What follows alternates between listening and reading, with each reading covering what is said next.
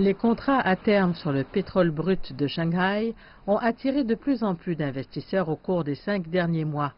Le volume quotidien moyen des transactions en août a augmenté de plus de 700% par rapport au volume enregistré en mars.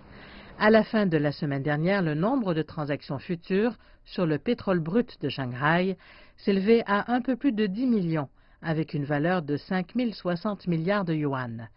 Tout cela élargit la possibilité que le renminbi soit davantage utilisé au niveau international. Le volume des opérations des contrats à terme sur le pétrole brut de Shanghai a atteint la 3e place au niveau international, ce qui représente un résultat significatif.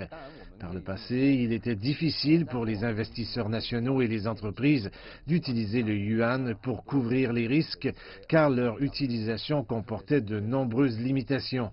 Mais avec l'élargissement de l'utilisation du renminbi, notamment avec le lancement de contrats à terme standardisés libellés en yuan, de plus en plus d'entreprises peuvent en bénéficier.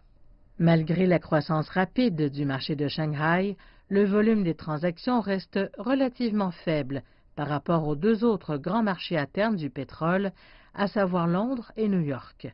Et le prix du pétrole brut est toujours principalement libellé dans la livre sterling et le dollar américain.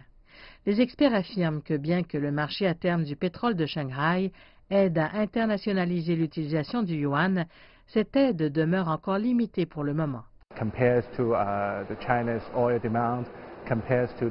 Par rapport à la demande de pétrole de la Chine et d'autres grands marchés pétroliers, ce n'est qu'un petit marché. Il faut donc du temps pour que ce marché progresse et se développe davantage et laisse plus de fournisseurs de pétrole se joindre à ce marché pétrolier afin d'élargir et ainsi rendre le renminbi plus utilisé au niveau international.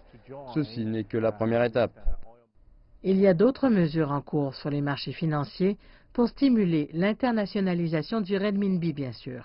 En mai, le Dalian Commodity Exchange a ouvert ses contrats à terme sur le minerai de fer à des investisseurs étrangers.